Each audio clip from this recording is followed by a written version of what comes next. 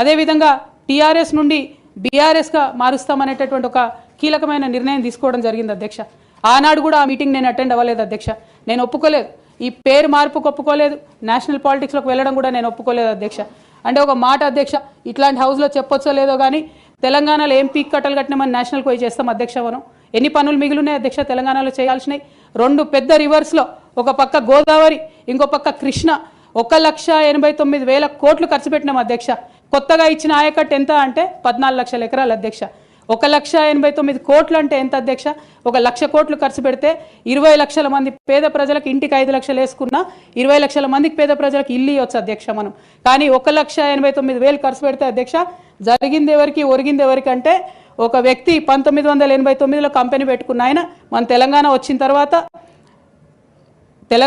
తర్వాత ఫోర్బ్స్ జాబితా ఉంటుంది అధ్యక్ష, దాంట్లో 45వ స్థానం ఒక కాంట్రాక్టర్ దక్కించుకున్నాడు అధ్యక్ష.